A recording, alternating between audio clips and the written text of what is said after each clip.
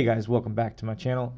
This video is going to be on the new mythic hero in the Canny Valley Part 3 questline. His name is Steelwool Anthony, and that will wrap up the Steelwool characters. You had Carlos, you have Steelwool Sid, Lars was part of the band, as well. So this will be the last character here for the Canny Valley questline to wrap that up. It's Steelwool Anthony. And after grinding the Canny Valley Part 3 quests, it was a real big letdown. And we'll get into that here in just a second. We'll go look at his perks. The perks he has: Focused Acquisition, Anti-Mat Charge, Loot Llama, Shock Tower. Okay, there's the first damage thing there. The Fist of the South Moon. Okay, so right off the bat, when you see Fist of the South Moon, you can probably tell that this hero is going to be a puncher.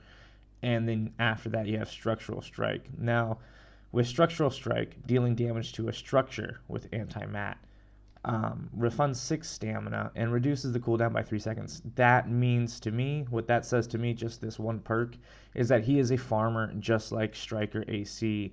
Striker AC is a really good farmer. He's someone that's based. He's not a event hero. He is someone who is based in the collection book.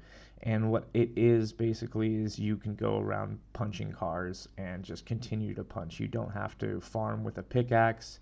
You don't really got to do much. It's like the fastest farmer. I would recommend it for anyone. But he does have Phased Out. He has Phased Runner, Energy Regen. In the Zone, Iron Knuckles increase the damage Anti-Mat Charge by an additional 150% against enemies. And then Phase Shift has 2 additional charges.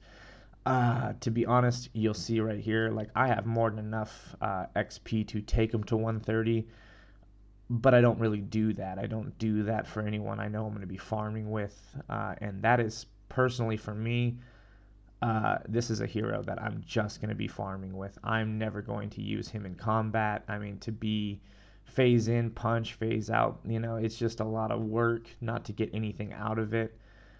He does have a shock tower, like I said, but dude, I mean, just to have a shock tower with no additional perks, on the shock tower, it's not, he's just not a specialist in anything but punching. And the Structural Strike says to me that he's not doing extra damage to enemies. He's doing damage to structures and getting the cooldown by 3 seconds. Now I know down here he does do Iron Knuckles. Iron Knuckles is good, man. I mean, the punch is going to be good. It's going to stun smashers. Okay, that's cool, but any punch is going to stun the smashers. It doesn't matter if you have the 150% additional damage. It doesn't matter anything like that. So in my opinion, this is the setup I would run. Put him with a work, and put him with, maybe if you have a Gunblazer Southie, locked and loaded, where your fragments, your llama fragments, are going to produce some ammo.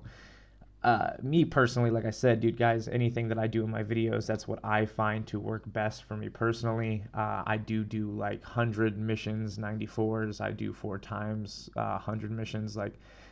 I'm not really going to use this guy in those missions at all. What I'm going to use this guy for is I'm going to go into a forest and I'm going to farm trees for planks, twine, whatever it may be. I am literally never going to use this guy for a DPS out. And that is really sad to me because I ground all day. The event just had dropped and I thought he was going to be something special. And at the end of all of it, it was a huge letdown for Canny Valley Act 3. To wrap everything up and to have this character be just not anyone special to me at all kind of hurt my feelings. Steelwool Sid, now this is why I was excited. Steelwool Sid was really exciting. He's a great character. I still use him a lot of times for SSDs, stuff like that. I use him a lot. But Carlos is just a reskin of the Shock Trooper. And then finally Steelwool Anthony, which is just a reskin of Striker AC basically. But that's about it, guys. I mean, I'm not even going to show you taking him into a mission. There's really no point in that. I'll run you through his perks just one more time, but do not do not expect much from him. His shock towers are only going to do base damage. His phase shift is phase shift. I mean, you're going to have reduced the refill time. So you're basically going to be able to phase shift, phase runner as a perk, phase and confuse, and then you're punching. That's about the best you'll get. Regen energy. I mean, yeah, could you use him in combat at the end of the day? Sure, man. You can use anyone in combat. I can use a Dire in combat. Would I like it? No, probably not. Probably not.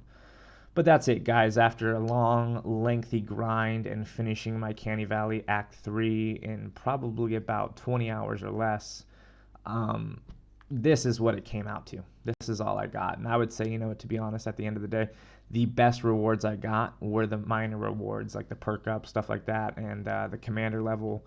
Now with the new update, you're able to get a little bit more commander level, stuff like that, some perks out of that. But here it is, guys. That was just my quick review over Steel Wool Anthony. As always, keep gaming, and you can always catch me on Twitch streaming some Fortnite. And be sure to just stay tuned, man. Just go ahead and hit the notifications button and make sure that you're notified when I post a video. Like, subscribe, do all that jazz. If not, no worries, man. Hopefully this video helped you out. But either way, have a good night, guys.